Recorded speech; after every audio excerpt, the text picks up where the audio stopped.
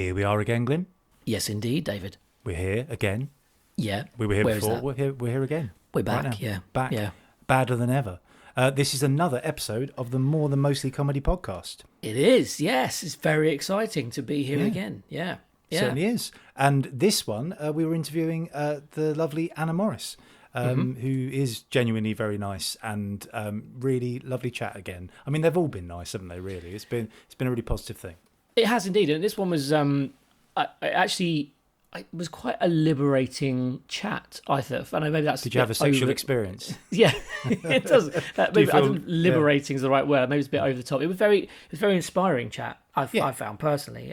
But just to find out her journey and her experience of being in this industry and doing what she's done. And it was really just, it was lovely. It was just lovely. And we went off on lots of random kind of journeys, talking about things like recording the chart show off the radio. I can't now think of any others apart from. Well, don't prove it, because this is the bit before it. You shouldn't say. Of course, Let it be, as the song said. That's true. So, no more. I'll say no more. No. So here we go with the Anna Morris interview.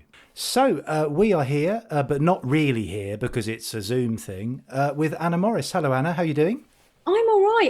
I have to admit, I've got imposter syndrome. I'm having that thing. I don't know if you guys are like, I'm just like, what? But why does anyone want to listen to anything I've got to say?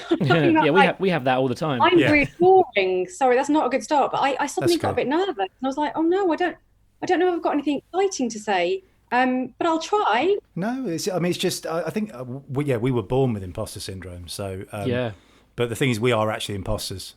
I still get it all the time, like not all the time, but there's occasions when I'll be doing a meeting or a read through or something, and I'll go, "Oh, this is really good," and then the voice in my head goes, "Why are you here? This is you? Someone's going to find you out. Someone's going to find out you didn't go to drama school." Yeah. I've had that. I've had some acting jobs. I had this well, they're going to know you didn't go to RADA, so got like a big scam going. Really, pretty obvious. But I think that's a healthy way to be. Well, within reason, because I think if you've got an air of that, you're not going to be an arsehole, and you're going to remain sort of self-aware and self-deprecating, although it can also really put you down, can't it? Because you do genuinely start to feel like you shouldn't be there. Yeah. But anyway, you are here, and that's good. I'm here. How have you been finding this scenario that we've been in recently, the whole lockdown thing? Well, really up and down, like most people, but like a roller coaster, really. I mean, I think I'm much better now. I think the beginning, I think probably for everyone, was very anxiety ridden, but not just because of work. It was like a layered thing of like just the uncertainty of it, and the lockdown happened. Just felt like it happened so quickly. Yes. And I went back to my parents. So I live in my own flat, and my boyfriend had gone up to Scotland to see his parents 2 weeks before lockdown, and got stuck up there. And I was like, and my dad, bless him, was like, I'm going to come and get you, because I'm really worried you're going to be. I like my own company, don't get me wrong, but I was like, I don't know what's going to happen. So I suddenly found myself about to turn 40. So I turned 40 in lockdown, and I was back at my parents in a single bed in my childhood room. Wow. But felt quite safe kind of with them. Also, then I did that classic thing of the first month reading the news every morning and every night, and my anxiety was awful. I'm quite an anxious person anyway, but it was pretty bad. And then I lost a lot of work, as you guys would have done as well. And it just there was a point where there was a tipping point, I think, where I went, this is awful. And then I kind of did that acceptance thing that I think we all did, where you start adapting and going, okay, this is how it is. There's nothing I can do about it. I just have to try and keep me and my family safe. And then I started making videos and just messing about and trying other stuff. And that's really helped, I think. Now feeling much better, feeling a bit more positive. Still have the wobbles of if I think too far ahead, I don't know what's going to happen. But I'm just trying to be a bit more like, stop just catastrophizing. Because with me, I think, and with a lot of artists, I've got a very good imagination, which is great for writing and is very good for characters and the stuff I come up with. But the problem is, if I think too much about something and imagine a scenario, it's like a movie in my head. Right. I don't know if anyone else gets this, but it's like I can play out an entire scene. And it'll catastrophize to the most ridiculous thing that could ever happen. And I'm like, well, that's happened. That's going to happen. And then I'll feel it. So I have to be very good at going, just calm down. I'd say that's a bit like, for me, when I'm late for something, so if I'm on a train and I'm late, I'm doing that thing, I'm late, they all know, but I'm sort of thinking about it, I'm not actually late yet, you know what I mean? Even though I probably will still be late, but I waste so much energy already being late and already, like you say, going through the whole thing. So particularly in a circumstance like this, you do just sort of have to let it be what it is, you know, really. Yes.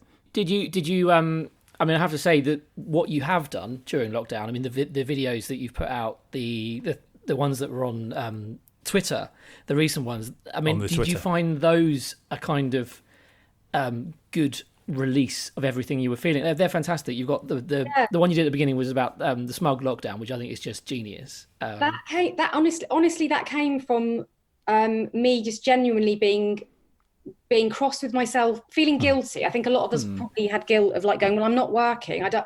My concentration levels were awful. I kept sitting down to write stuff and I'd just be staring at a page going, I don't have anything. And then so the first video I did, the smug lockdown, was just me getting annoyed with the amount of stuff I was seeing on social media of like, it was a bit like this, guys, just, you know, let's make the most of this. Let's bake. Let's, you know, I'm going to learn Arabic, you know? Do you know what I mean? It's that kind of, and I kept seeing posts even from, you know, friends and stuff going, do you know what? This is fantastic. I've just painted my entire house. I've learnt Spanish. I've written a novel. And a couple of people, well-meaning, said to me when I was saying, look, I'm feeling anxious. I don't know what the future holds for artists and stuff. And they go, look, this is the time for you to write that novel or that screenplay. And then, of course, you go to write and go, oh my God, you're right. I'm going to write this like amazing sitcom. And then you go to do it and you're like, I literally don't have anything. And I kept just watching Contagion and crying genuinely, like obsessed with Contagion. We can talk about that later. I think a lot of people were. So basically, to cut a long story short, the first video I did, I know it sounds weird, I just sort of almost dreamt it. I'm a bit weird. I kind of half dream ideas. My best ideas are at like 5:30 in the morning if I wake up early and I'm half awake, which sounds a bit weird, but like an idea will go into my head and I could see this video of me, just the first 30 seconds of just me doing a montage of loads of smug things like baking and just, I can't really remember what I did now, with loads of language books and painting a rainbow and all that stuff. And the second half was just me, the reality of me throwing biscuits at Joe Wick's videos and like watching Contagion crying and pouring wine into a cereal bowl. I didn't actually do that. For the purpose of the video, I did eat the cereal full of wine. A little bit. It was horrible, don't do it. And then I did it all at home. What was nice is that I felt creative and I felt like I was doing something, and I wasn't thinking of, am I going to get paid for this? Am I going to get a producer to see this? There was no, the ego kind of went, and it was like, I'm just doing this because I need to do something, and this is what I'm feeling. And then I knew a little bit about editing, not very well, but I kind of spliced it together on iMovie, and that was fun because I was learning stuff. And then when I put it out, I showed my parents. It was really sweet because they were like helping me do it, and they thought it was really funny. And then I picked some music, and then I popped it on Twitter in the morning, and then it just went mental. I mean, I put it out there, and I think the title of it, I put, "Are you sick of smug lockdown posts? If so, watch this." So I think it was a bit of an invitation to. And what was lovely is like loads of people were like, "That's exactly how I feel." Like the reality is, I'm not doing all these amazing things. I'm just finding it really hard, and that was the idea. And then me and my mum went for a walk, and we came back, and it was like 24,000 or something by midday. Amazing. And it was lovely because, again, as I said, I wasn't doing it for any ego reason or to get more followers it was just sort of something to do. And then I've done loads of them. You know, some have worked well, some haven't, but all the ones I've done have just been observational stuff that either friends have told me or I've noticed, and just is the way I'm feeling or other people are. And it's just a bit of fun really, but it feels like it's just been a nice little outlet for me to do it. And it has made me feel like I'm being proactive, but not in the way that I used to be, where I was just constantly worrying about what I was going to get from something. But with this, you're just doing it because you want to be an artist and creative. So it struck. I mean, for me personally, when I saw the smug lockdown one, it hit at just the right point in that lockdown where I was at the point where I was feeling the pressure massively. And you see something like that, and actually it kind of makes you go, no, I don't have to be like that, do I? Yeah, no, actually, that is, I am just sitting. And I've got two kids, and my the pressure for us, it was the homeschooling pressure, and we had a ridiculous thing at my son's school where they had a Twitter account, and they put things on. People put things on to sort of talk about stuff that their kids are doing, and it becomes a pressure to put things on, and it's quite nerve-wracking, because you're like, oh god, my son hasn't done that today, or I haven't done that, but it was that pressure. There was lots of pressures like that, and then when I see a video like that, you're like, yeah, that's good. It's not just. I think for parents, I mean, I'm not a parent, but I know that my friends who are parents were really finding that whole schooling thing tough, because it's not what they do every day. And from the other side of it, my sister is a teacher, and so is my brother-in-law, and my sister was still having to teach online, but she's got 2 children as well, so she was trying to, and he's a teacher as well, so they're trying to take it in turns, but you know, her 3-year-old's in the background trying to do a piano. He's got this little piano that he's obsessed with, like keeps trying to play the piano, just playing the demo obviously, and it's really hard for everyone. I don't think there's anyone I know that hasn't been affected by this. No, really. Well, that's it, because there aren't very many things in life where everything about life changes for just about everyone. You know, it's such an unusual, unprecedented situation. And also I think that sort of the smug thing, I mean, that just extends to normal life, because I think you find with social media and Facebook, you could spend your whole life going, in fact I do a lot of this, my life isn't any of these, but everyone's releasing like the press release of their own life, the best possible version of it, and it's just really tiring, isn't it? And like you say, I mean, funnily enough, seeing you do your videos made me think I should be doing something really creative. I know what you mean. It's a weird two-pronged thing, isn't it? Because you kind of go, oh yeah, and I relate to that, but damn, I wish I'd thought of that one and done that. The irony of it was that I did it because I was feeling like I was procrastinating and not making anything, and then I did it as that, and then I was like, oh no, now I'm smug because I've made something that's done really well. So I kind of did that, but I'm working on a new one, so I'm trying to do new ones where I'm doing some characters and stuff, because that's what my original background is, character comedy. So I did one the other day about going back to the pub, which was lots of different characters that you might see at the pub I'd sort of observed in my life, and I'm trying to think of one. My new one that I'm trying to come up with is when the gym's open. So what I'm doing at the moment is I'm going, what's coming up? Is there something playful I can do with that?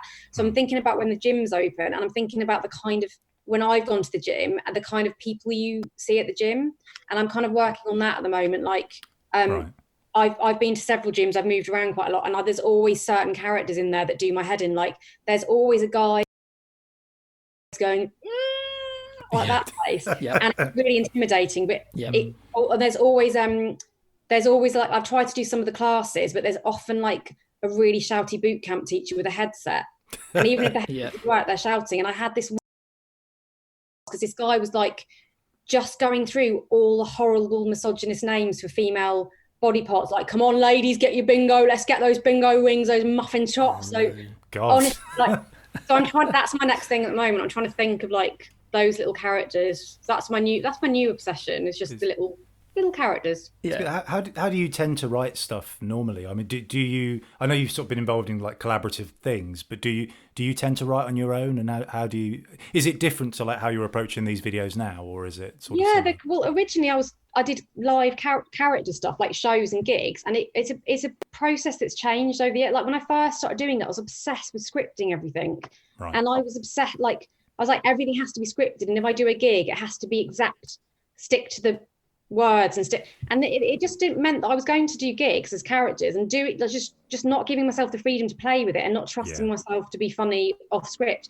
And if I forgot the lines, I'd get annoyed, and I was like, no one knows that I've forgotten the lines because it's just me. And then I tried several different ways of doing things, and I accidentally stumbled upon, for me, the best way of doing things, where I went to the Brighton Fringe to do a work in progress, hadn't had time to really write anything, had a massive glass of wine, and then went to do a work in progress show. Didn't think anyone would come, and 50 people came. That was my wedding show I did an interactive wedding show, and it came from me going, I have come up with this idea for doing a show where I'm playing my bride character, my bridezilla character.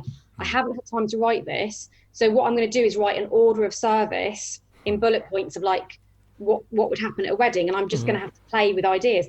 And I ended up doing this really fun, silly show where I just said to the audience at the beginning, look, I don't really have anything, so we're just going to make a show. And they were like, yeah, that's fine. It was a free show in Brighton. I was like, and then I had the most fun. I mean, it wasn't all funny. Some of it was a disaster, but that was why it was entertaining, because some of it was horrific. And I was going, this is awful. And everyone would laugh. And then I'd go, right, does anyone want to be a bridesmaid? Yeah. And then I said, does anyone have any music? We'll pick out some music for me to walk up the aisle to on Spotify. And someone picked like the Imperial March or something like that. Yeah. And my director came to see it 3 nights in, because I did a 4-night run of this work in progress show. And by then I was getting in the swing of things. I was coming up with these little ideas. And he was like, oh my God, this is really unusual. And afterwards I went, look, I'm so sorry. This is a mess. I don't know what it is. I will script it. He was like, no, this is the show. The show is just a bit loose, but we'll put a structure around it. But I think it's just the audience make a show with you. So from then on, my stuff became very interactive and very much based on me having some ideas and then playing with an audience. And I think for me, comedy's always been the interaction with the audience. It's always been like, you guys are here, I don't want to ignore you. And that's risky, because that can be scary if people are drunk or they're, shouting. I'm sure you've done Edinburgh shows and people have been like that. But mostly sometimes people want to join in and play. And like, if they don't, and I'm very good at reading body language. So I started to realize who looked like they wanted to join in and who didn't. And I rarely got it wrong. And it became a bit of a thing that I did. So, and then other stuff I've done, some sitcom stuff is either scripted, or Lee and Dean I did was mostly improvised. And because of my background at improvising the shows, that really helped. So the videos I'm doing, I just write bullet points of what they are. And then because it's me filming it, I just film it again and again and again. So what you see is a finished minute, but I would have spent ages like recording myself, and most of it's awful. I think I accept that a lot of stuff I do is not going to be great, but out of that stuff I do, there's going to be little nuggets of it that are good, I think. What's your process? How do you do your stuff? Well, it's funny, like, I mean, sort of specifically the thing I was thinking of when you were saying about like when you write stuff and you used to feel hard on yourself when you didn't do the stuff you'd written. I know when I started doing stand-up on my own, because like Glyn and I worked together first, but something that Glyn would say to me a lot, because I would find that the stuff I wrote didn't necessarily work, but then I'd say something in response to that, like you were saying about the audience, and that would be funny. And I'd be like pissed off at myself, going, well, I got a laugh for that. Why am I not getting a laugh? And Glyn said, well, it's all the same thing. You know, just so if you understand that, if you get a laugh, that's all that really matters. That sort of frees you up. I think the thing is, we came off the back of us too. We both come from drama school backgrounds where we both learnt scripts. I mean, we of us were people who did improv. So we both sort of came out of writing stuff together, where we would sit and write a script, so there would be lines and everything would be like that. So I've always been very much like, I need a script, I need lines, I need to know what my character is and those things. But like I said to you, David, when you were doing your stuff on your own,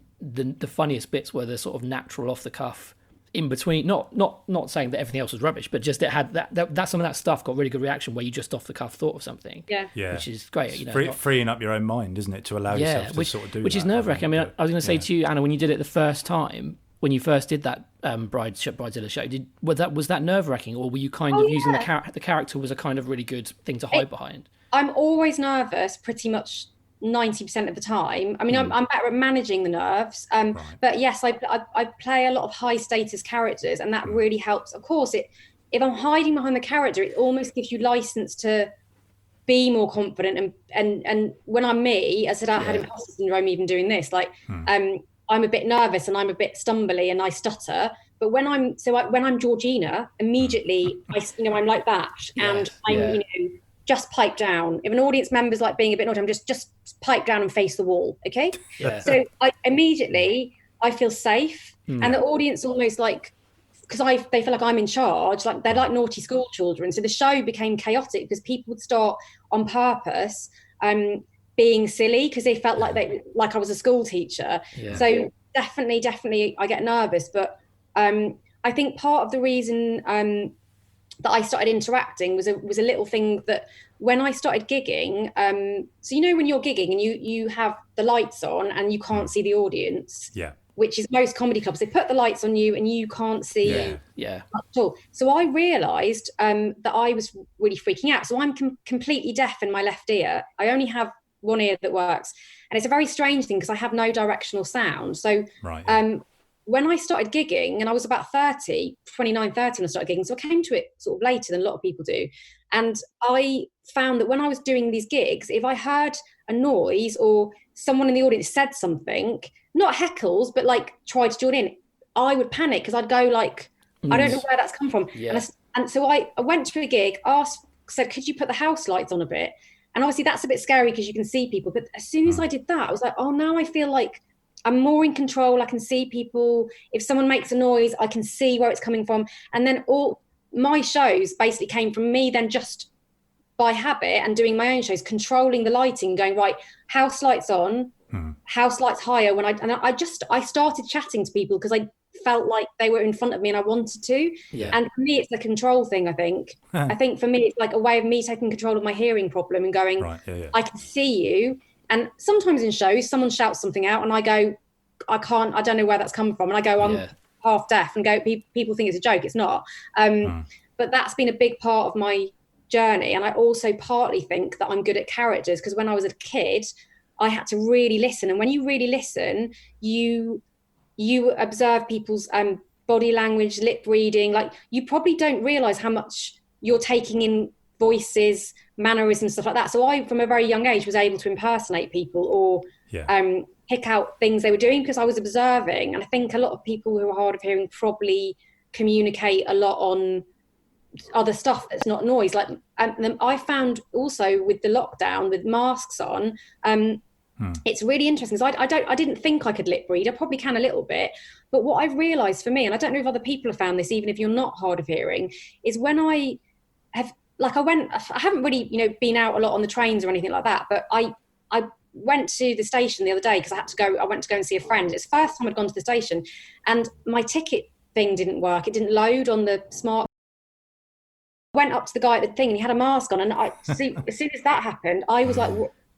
And it's happened at a supermarket. Someone asked me if I had a Nectar card or something, and I literally was, I guess that's what he'd asked me, but I'm really finding that quite difficult because I think I've realised how much I need to see people's mouths. I don't know if anyone else said that. I know what you mean. I had to go and do a thing at the hospital actually on Friday, and everyone was wearing a mask, and I wasn't there because I was ill. I was there because I was doing some charity thing, but it was very bizarre because suddenly I was looking at everyone's eyes, and I could hear people, but I was literally reading people's eyes. Like, are you smiling at me now? Is that a smile? Is that talking to a load of Princess Diana's? Just all these eyes. Just It was very, very bizarre. Like, it is. I hadn't, and that was the first time I'd worn a mask as well. So I also felt really restricted myself, and I felt like I was having to animate every other part of my body to make it clear what I was thinking. Because my mouth wasn't showing it. Yeah, it does make a massive difference, I think. Yeah. I really do think. I think there's been a lot of stuff on campaigning and stuff online. I think now people who are deaf who travel with signers don't have to. I think they don't have to wear a mask. Or they can travel with someone who can interpret for them.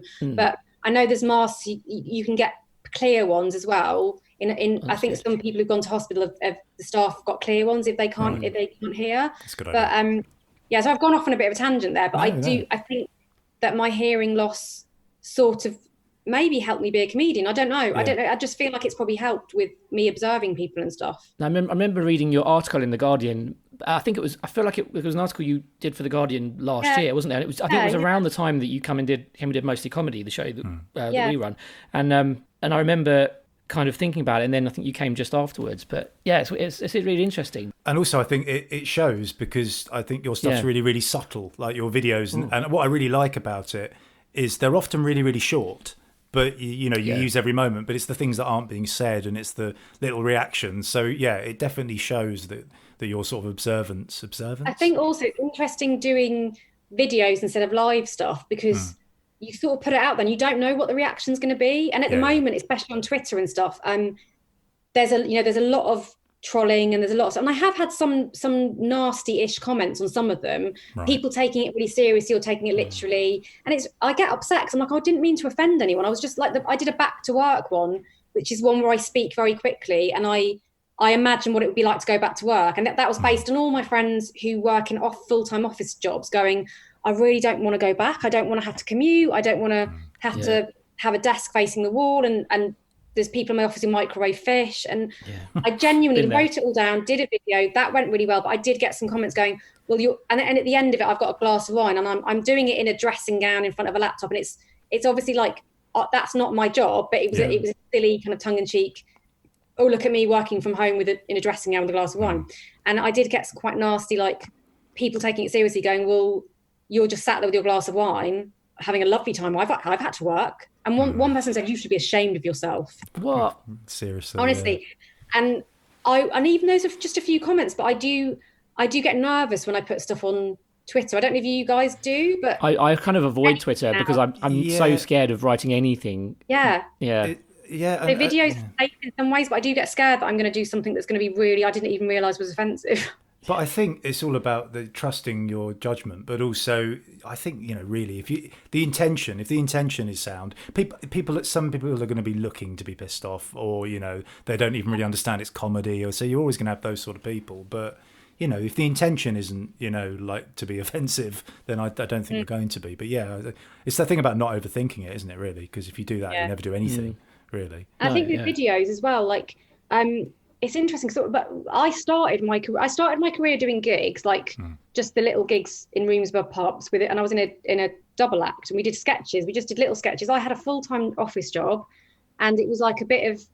I did drama at university. I did theatre studies at university. It was quite an academic course actually. And I left university, didn't feel confident enough to go to drama school, didn't have the money, so I got various jobs in my 20s, and then suddenly went, oh, do you know what? I really miss doing my little comedy stuff that I used to do, because I used to do it at uni.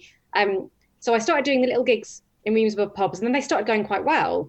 And then I grew more confident and started doing characters on my own, and then went solo. But again, it was still like me doing it after work, on weekends. When I did my first Edinburgh show, a solo show, I took 3 weeks off work.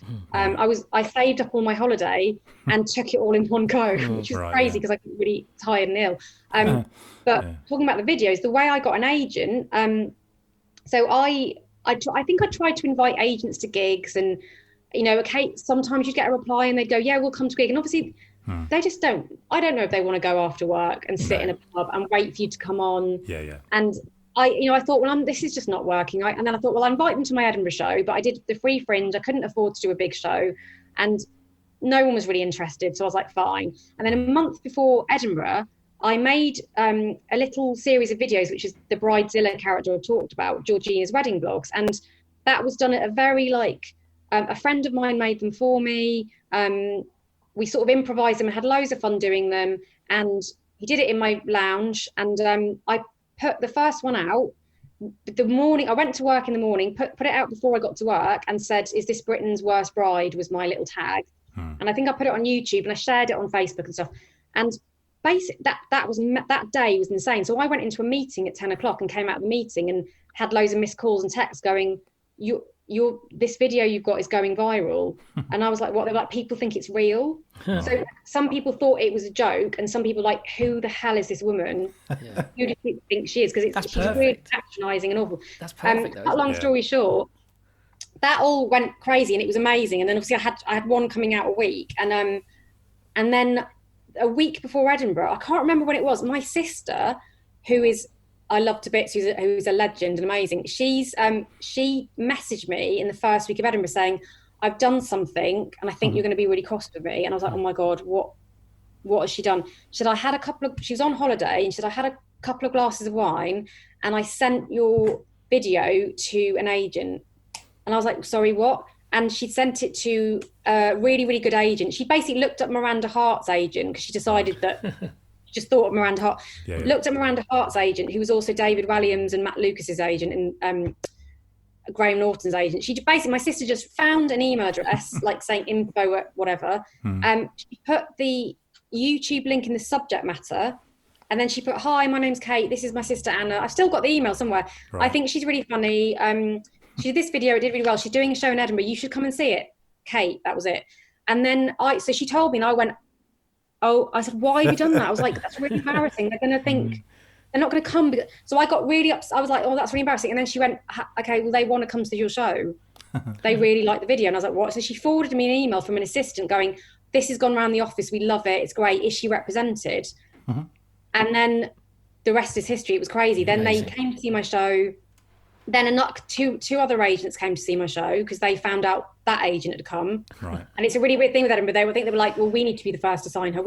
And then suddenly I left Edinburgh, I suddenly had an agent. And I was like, what? And I was still working full time, because you don't just suddenly stop your job and go, no, I'm going to work. I couldn't. I started to work. And a week later, I had my first audition, and it was hilarious, because I was like, again, imposter syndrome. This is probably why I've had it from the beginning. They went, right, we've got an audition for you. And they sent me this email breakdown. And obviously now I'm used to it. But back then I was like, what? I was terrified. They went, it's for Alan Partridge, the movie. It was just a small part. It was just playing a receptionist. And they said, this is the time, the date, blah, blah. And obviously I was working. So I was like, what? I have to take a morning off. I was like, this is just... And I went to the audition. I felt sick. I went in and I literally said, I went in and went, hi, sorry, where do I look? Do I look into the camera? Do I look at you? And they were a bit like... And I did it. And they said that was a good read. It was fine. Didn't get the part. I think the part in the end, whoever got the part, it got cut out of the thing. So luckily I didn't get it. But I had imposter syndrome because I was like, but this shouldn't have happened. So yeah, so basically I owe it to my sister and my little videos that was the only way I got someone to come and see me. It's a bit of a long-winded story, sorry, but that's amazing. So that's lovely. That's just gives you faith. That does. That's it hugely gives us faith, I think. But it is that's fascinating. But if that hadn't have happened, then what was your plan after Edinburgh? Were you just going to keep kind of doing the live circuit, trying to kind of build on that? I was happy just doing. I was would still have done my gigs and my shows. My show went well in Edinburgh. It got nicely reviewed. The audience is built. Builds on word of mouth, and I don't know. I think I probably would have just carried on. I don't know. I mean, I'd worked in television production through a lot of my 20s, so maybe I would have gone back to that. But the full-time job I had was in advertising, like doing advertising compliance, which sounds basically is a job where you check adverts before they go on air, and you check if they're compliant. And it's actually a really interesting job. And I did it because I'd worked in TV for so long, and it got the higher up I was going on the ladder of TV, I was finding it really tough, like a really tough job. The hours were crazy. I love how I've switched from that to this comedy, and I'm like, why is this any easier? It's not. My heart wasn't in it, and I had a couple of jobs that were really long hours and really stressful. Like I worked on the Paul O'Grady show and stuff like that, like some really cool jobs. I met some really interesting people, and I some ways I had an amazing time, but the pay wasn't great. I had months when I was unemployed. I mean, I was going to say, sounds familiar. But my heart wasn't in it. And this job, the office job I got, I did for 4 years. I did it for 2 more years after I got an agent until I stopped, because my filming, I was getting enough work to leave, and I couldn't keep taking holiday. I was getting tired, and and it wasn't fair on the job either. And I still do other jobs. Now I still do some office work, advertising stuff, because that's the nature, as you guys know. People just sometimes think that you're constantly working, or you've been paid so much you don't have to, but it's not. The reality is not like that. I do sometimes do a lovely advertising freelance job.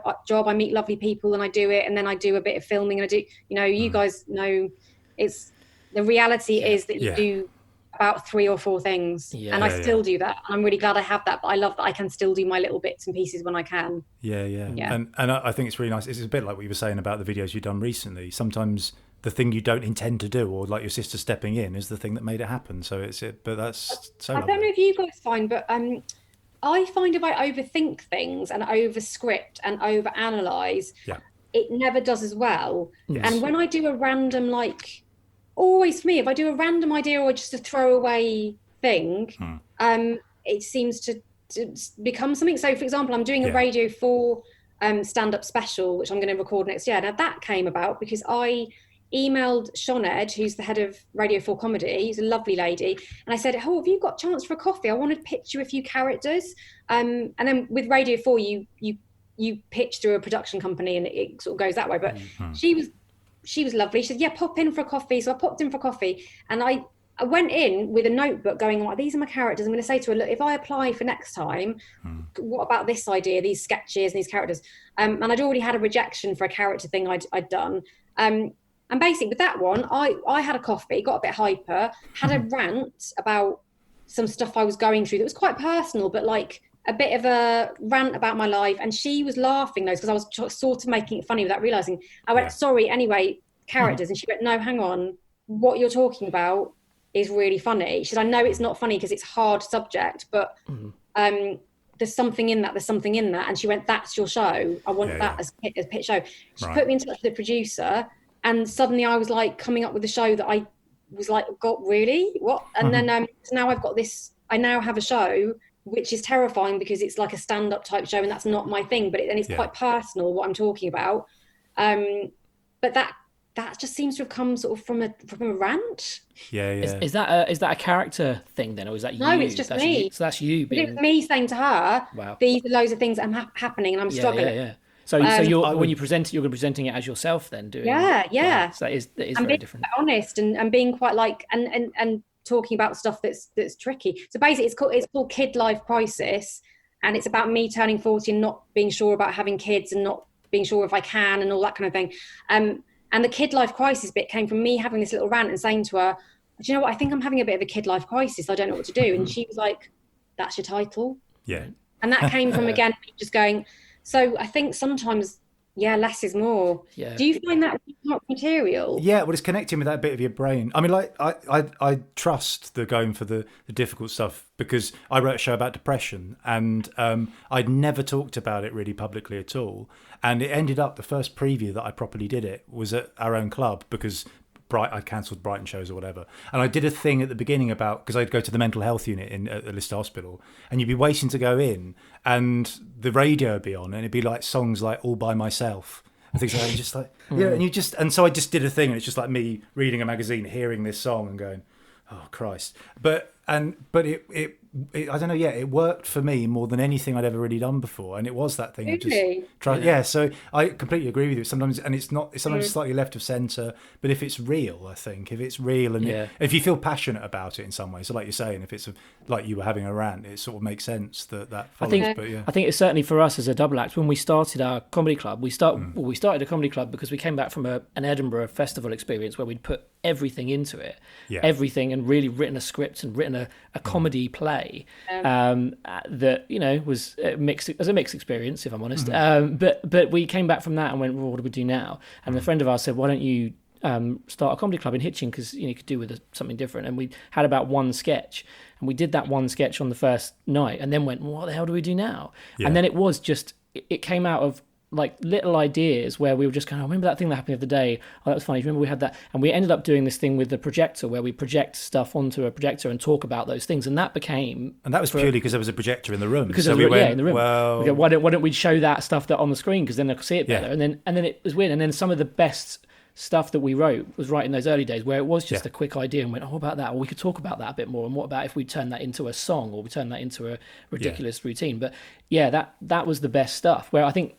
That we still do now, and it's we do. The stuff we didn't overthink, the stuff you just went, okay, let's just do this 10 minutes, let's work that bit out. And like you, if you start analysing it, you go, well, actually, to do stand, we had to use a projector because how do you refer about the same thing? And I think we've suffered a little bit from that in the sort of since then trying to do gigs and stuff as a double act. For one, you turn up and they only give you one microphone and you say, no, there's two of us, so we need two microphones. But it's a very weird thing doing stand up as a double act because a lot of double acts just do sketches. That's the thing. And whereas we weren't being other characters, we were just being ourselves talking. Whereas that's what we would normally do. Is the weird thing because we did. So it's a good thing, but it was a tough thing to do, I think. But I think I think the reason I was doing characters is because I love Victoria Wood. Like she's my, I do sort of partly think she's the reason I do what I do because when I was a kid, when I was like 7 or 8, my mum and dad have a great sense of humour, and they're Northerners. They've got a really great Northern sense of humour. They're Scousers, and they just introduced me to Victoria Wood when I was a kid, and I loved it. We had it like on VHS. The days of VHS, guys, remember that? Yes. I just had a flashback of like having, like my mum would have put a label on a VHS, but don't tape over. I found one of those the other day, actually, one of my videotapes that I put, don't just tape have to take the tag off, just take the little plastic tag off on the VHS. And it'd be like 3-5 layers of labels going Brookside, like that. Top of the pops. For me, it was like top of the pops. Don't tape over. Like you get so angry if someone taped over it. I remember having keeping aside these Victoria Wood as seen on TV, recorded shows with Acorn Antiques and all her characters and her Julie Walters and Victoria Wood was so generous. She gave her best lines, I think, to Julie Walters often, best characters to her. And I watched her and went, that's what I want to do. I want to do these. I used to quote it. I used to just be 8 years old and quoting it, which is a bit odd. And French and Saunders and stuff. And I think seeing her do it, I was like, that's what I don't know. I've gone off on one. I don't know what my original point was. You're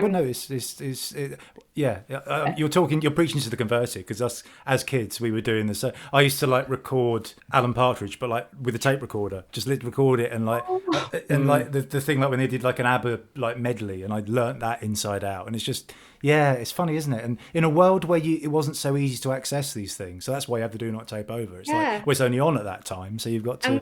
Like, I think what I was going to say, and I need to talk about. I'm recording the Pepsi chart show in a minute because I've just Oh my God, Dr. Fox. Yeah. Carrot. I was going to say carrot just came from me, probably from that influence, but also a protection of myself, probably of me going, if I do characters, I don't have to be me. Yeah.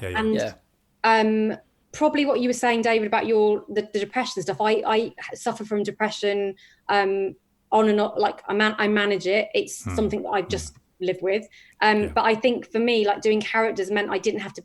I was going through quite a tough time, I think, when I started doing it, and probably the characters for me were like a way of me being high status and not feeling like that. And actually, I feel like now I've got more confident, and the older I've got, I'm a bit more like I'm ready to do stand up because I feel like I'm happy to be me, which sounds a bit cheesy, but maybe it's a bit more acceptance.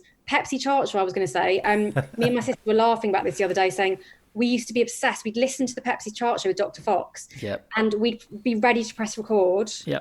On the tape thing, and you get like a bit of an intro, and then you get the song, and then again you'd have note don't tape over on it, and then you'd like do I record over this song, like who's number one now, like someone be number one for 20 weeks, and I used to love it.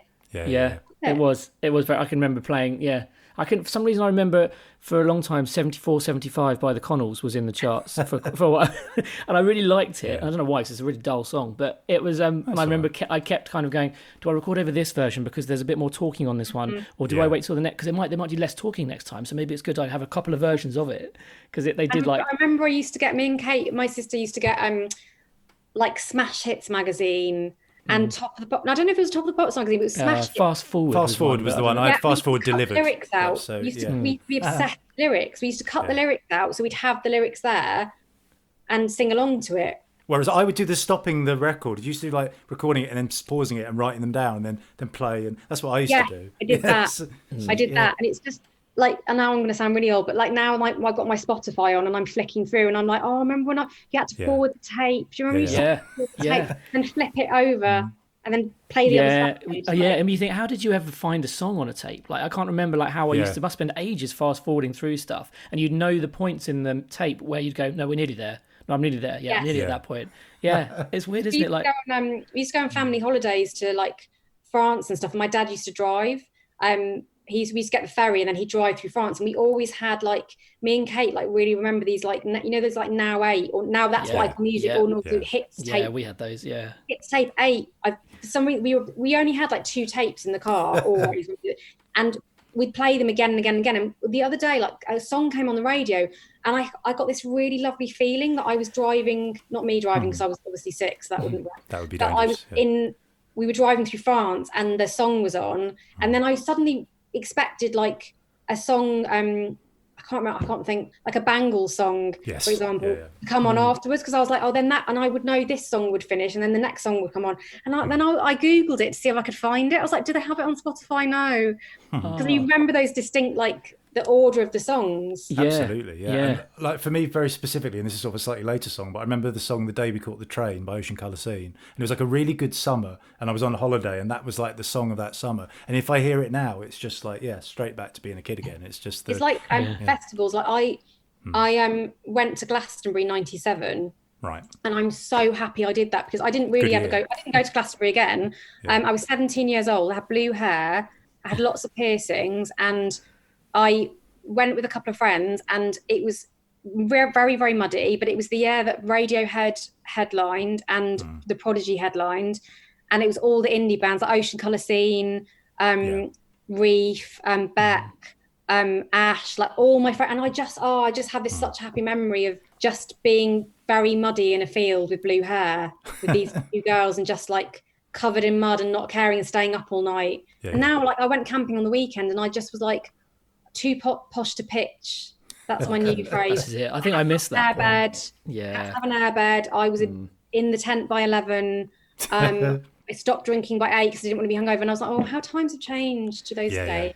Do you? Because I turn 40 next year, and do you feel? Because for me, I'm a big Beatles fan, and none of them were 30 when they split up, which And John Lennon was 40 when he died. So I find myself going, shit, should I be doing something seriously now? Because he managed to fit his whole life. And are you feel? I mean, obviously you're saying about the midlife crisis thing, but do you? I mean, you're already doing stuff, so maybe that answers it. But do you feel like you should be doing more? Is there something? Are you aware of that milestone in a? Yeah, do you know what? It was weird because I said I'd turned 40 in April in lockdown, and I don't normally do anything for my birthday really, but because I was turning 40 and I was having this massive panic, just generally, not just the kid thing, but just this general like, what am I doing? I don't know what I'm, and the rant I'd had at Shoned was that I sort of sorted things a bit now, but there was a point where like only a year or so ago, I was living with my parents. I only passed my driving test in February this year. I feel like I couldn't drive. I was living with my parents because I was having a rent break. I don't own a property. Basically, I could give you a list of things I felt like I wasn't grown up enough. I could see all my friends seem to have, like, I've got some friends who are going, we've got a second home now. I don't know. And so and one of my friends had 4 kids, and like you're suddenly going, what am I supposed to have done this? Like, what have I chosen? But I had planned a party. I'd booked a place in King's Cross to have a party with friends on the week after my actual birthday, and I was really excited about it. And then obviously like that got cancelled, and my 40th in the end was really lovely. I spent it with my parents. So my dad was like, well, 40 years ago, today you spent it with us. So no, and what, you know what was lovely is that people made a massive effort. So my boyfriend got loads of videos from friends, and my sister did as well. And it was a really amazing video where people did messages with people I hadn't seen for like 20 years, people I went to uni with, people I worked in TV with. And it made me cry a lot, and it felt amazing. And I felt so good. I thought, I've got lovely people in my life. I'm really grateful. Again, it's sounding a bit cheesy. I was like, I'm really grateful for what I've got. Yes, I've chosen a slightly different path, maybe to other people, but that's brave and that's courageous, and I've done it slightly differently. So I weirdly, once I'd got to the 40 bit, I now feel quite proud. That sounds not proud I've made it, like I'm still here, guys. But quite proud, and quite like proud of my achievements, and also like this is a new start. It feels like I don't know, with a decade, sometimes it feels like a new clean start, I suppose. And I think for me as well, I'd had like before that I'd lost a couple of friends. Like I lost a friend who was about to turn 40 last year, like he died, and it was really sad. The last text I ever got from him was an invitation to his 40th, which was, it's horrible. So I'm darkening the tone slightly here. But we still celebrated his 40th. We felt we should. And I lost another friend who was younger in February, and we couldn't go to the funeral because of, lockdown and stuff. So I just felt really great. I genuinely felt grateful. My health is good, touch wood, and my family are okay. And my attitude was a bit like, I have nothing to moan about. This is all good. And it feels like a nice, clean start. And I definitely will still have a party, I think. Yeah, you should do, next year, I think I think actually once I have a party, even if I do it later, like when I'm 41, I can still pretend I'm 40, which is nice. I think people are going to want to party even harder. Well, maybe, I think more people would come than would have come to the actual party. Because I think people can be like, I need a big party. So I think are you going to do anything for yours? Are you going to do anything big? Yeah, are you going to? I'm not sure I want to. That far. I don't know really. I don't know. I'm not really a party person really. I don't know. We'll see what happens really. My wife turns 40 before I do, so she's 40 next January, and I'm not 40 till the following year in May. So because we share the same birthday. We've got the same birthday, same day but a year apart. Yeah, so which I always rub in because I'm a year younger. So I'm not that bothered because a year difference is we're going to die about the same time, Glyn. You're probably right. Yeah, make sure. Right. I'm going to but I do. She's categorically said no party, and I'm still like, does that mean you want a party? So I'm still trying to read between the lines. But actually, a friend of mine turned 40 during lockdown, and she had the whole video message thing, and a couple of other people. I know another guy I know who turns 50 soon, and he's done the video message. His partner's done the video message thing for him. That's a really lovely. It's a really nice idea, and actually, it's something that you almost want to kind of think that should be a thing that people do now because it's keep it as well. Yeah, and you get that, and keep it, and you never get that necessarily in a live party situation. You never get that chance for people to say things that they're saying on those videos in real life. Like, loud, you walk into a loud party and everyone's having a chat and having a good time and everyone's a little bit drunk. No one's probably going to say those things to you. So actually, it's a really nice. I think everyone should do that as part of. I actually made one for one of my friends for his 40th, because I've learned how to edit. I volunteered to do it, and he was so thrilled with it. And people went all out. Like some people did like dance routines, like characters. Someone dubbed the Golden Girls and did like a little thing for that.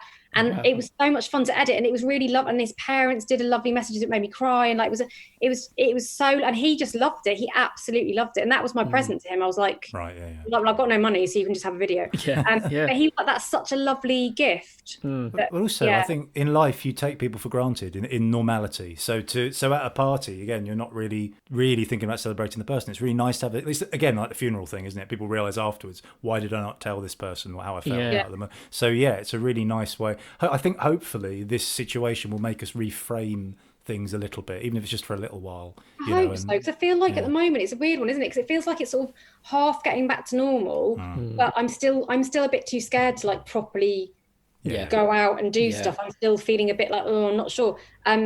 But it's just sort of half back to normal, but it's not. I don't really know what it is. It's a bit weird, isn't it? I don't really know what it is anymore. It feels too soon to me as well. So it's just, and you sort of feel it's going to come. Well, nothing's solved yet, is it? It's just we've sort of tried a thing. And it's quite alarming when you go around town, and people are completely ignoring social distancing and no one's really doing it. And you kind of think, what is, you have to look at, and you think, well, all I can do is just do what I do and keep us out of the way of people and kind of social distance and do those things. But it is weird because a lot of people now are just forgotten about it. It feels like when you're walking around. It's very strange. Definitely. So I went into London. I haven't, because I'm in Hitchin as well, as you know, but I went into London on Friday to see a friend, and the train was fine, the tube was fine, I had my mask on, I felt okay. And then as soon as I came out the tube, I went to Brixton, which is where I used to live, which is always a full-on great place, and that's what I loved about living there. It's so vibrant and fun. But I came out and I was like, whoa, it was really busy. And me and my friend went somewhere quiet and had a drink, and then when I came back it was a bit later. It was only like 8:30, but it felt really almost like it was back to normal. But again, it's like people on their phones not looking up, and people have had a bit too much to drink, so they're kind of swaying. And I kept my mask on, but I did feel quite tense. I was like, this is weird. If I stay here another couple of hours, this would get very rowdy. I have to ask, actually, when you mentioned that you're living in Hitchin, how have you, so you're not from this area at all, are you? Because I'm a Hitchin born and bred. How do you find Hitchin? He always says that. I grew up in Stevenage, which is 5 minutes down the road, and chose to live in Hitchin. And he's born and bred. Not that I'm bitter about this. Born and bred. But do you like Hitchin? I do love it. I mean, I was in London for like 15, 16 years or something like that. I went back to my parents for a bit to have a rent break because I was living in Brixton. The rent was going crazy. And then my boyfriend lives in Hitchin. So I met him through Lee and Dean, and Lee and Dean was filmed around Hitchin, Stevenage. So I spent a lot of time up here when we were filming because it was filmed around here. So I was put up in a hotel, Premier Inn, classic. Oh, I love it. Love a Premier Inn. I love a Premier Inn, yeah. Wonderful. And I really liked it. And I was probably a bit of a snob because I was like so used to London and it being accessible and everything being quick and blah, blah. And I suddenly was like, this is really nice. And it was half an hour to get into London. I had a couple of auditions on my days off, and I was like in and out of London really quickly. And I just thought it was really lovely. And I was considering moving here. And then me and Sam got together after Lee and Dean. And I started staying at his more, and we're moving in together like in a month or so. So this is a little flat I'm renting, which is lovely. As you can see, it's really nice. Very nice. Actually, that photo this my sister made me, which is a photo of all my friends and family that was for my 40th. Oh, that's lovely. Really sweet. That's really nice. Slightly. But I love it, and I think what I like is that it's like a nice buzzy town. It's enough to keep me busy, and there's enough going on, but I can go into London if I want to. But when I went into Brixton on Friday, and it's not just because of the lockdown, I loved the vibe again, but I felt like it was very overwhelming, and I felt like maybe it's an age thing, I don't know, but I was like, I need calm now. Yeah, I think I agree. I think for me it is an age thing. I think as the older I've got, we've both always said there's always been a point, especially when I left drama school, where I thought I might move to London and might do that. And then I ended up doing a lot of theatre touring stuff where I'd go away from home all the time. And I never really made that leap into London. And now, at the age I am now, especially with kids, but I kind of go, actually, I wouldn't want to live in London now. I definitely like living away from it, you know. Yeah, and there were a lot of sort of snobbery at the time, actually, from a lot of actors always say, oh, you live all the way out there. And, you know, and it's like you say, half an hour. So you'd find, like when I was doing a show in London, I'd be home before a lot of the people who lived there. And I think London as well, for me, it became quite a lonely place, which is crazy because you're surrounded by people. But I was single for a long time in London, and I lived in a house share, but it was a house share where we weren't all like best mates or anything. And a lot of my friends already met people or moved in with people and had kids, and I was getting really I was very busy, and I was very good at keeping busy. And I think I was keeping busy to not feel lonely. But if I had a day when I wasn't busy, I was really struggling. I think that's when the depression was bad because I was like, I feel like I'm in the city and there's all these people, but I don't feel connected to anyone. And it's a bit sad. Like I'd go for a walk on like a free day and I'd see big groups of friends, but they're always much younger. So I think for my age, I was in my 30s and like all my friends sort of moved on. And I started to feel really disconnected and really I actually weirdly with Hitchin, I was a bit nervous about moving because I'm here because my boyfriend lives here and also I like it, but I didn't want to just hang out with his friends. And obviously I know some of the guys around here worked on Lee and Dean, so I've got friends there, but I did feel a bit nervous, but I have sort of made friends. I started a book club. I started a little book club in Hitchin. Really? Again, I put something on the Facebook Hitchin group saying, does anyone know of a book club? And loads of people like, oh, I'd love to be in a book club. And I just started one in a little cafe, that Fussy and Bayer cafe. Fussy and Bayer in town, yeah. Oh, cool. The lady in that said, oh, do you want to use this cafe? And it was cut long story short. I started a book club and I've now got this lovely little, now we're doing it online at the moment, and it's such a lovely group of people. And because I love reading, and it's just like and sometimes we just chat like about stuff that's not to do with the books, but I feel like I've made more of an effort because I'm in a smaller town. And there's such a community vibe, isn't there, in Hitchin? But then if you found like with London, if you've ever lived in London, like it's so ridiculous because it's one city, but you'll go to someone, are you free next Friday? And they go, no, I'm free in 3 months on Friday. And then you go, oh, what should we do? And then you realise it will take an hour and a half to get to them because it's the other side of London. And then it'll fall through. You'll go somewhere and it will be standing room only because everywhere's rammed. And obviously with a hearing problem, you're like, I can't hear anything now anyway. But at least around here, you can get a table and chair. And also, I'm not standing anymore. Oh, well, yeah, but also it's like, I don't know about you, for like with castings and stuff, it's quite nice to have that half an hour to go to get yourself into the mindset of, and now I'm going to do that thing, and then also to sort of wind down from it. So yes, I do often have a nap on the train, which is lovely. No, I like it. I think it's a lovely town, and it's just I just think, especially with lockdown, I think if the lockdown had happened and I was in that Brixton house share, God, it'd be my garden was a park, and obviously they closed some of the parks and stuff, but for a lot of people, the park is their garden, isn't it? I mean, there's just a lot of people for one park. Yeah, exactly. I feel like I've gone off on quite a few tangents, guys. Sorry. That's what it's about. I was going to ask, you mentioned obviously Lee and Dean, and that's a huge thing. How did that come about? That was crazy. That came about through Twitter, of all places. Oh, right. So Mark O'Sullivan, who is the dean in Lee and Dean, somehow we started following each other on Twitter. I don't know how. I think we had someone in common, and he saw one of my posts or I saw one of his, and we started following each other. And I put a video on there of a trailer for a show. I don't know what video it was he saw, but it was me doing the Bridezilla character.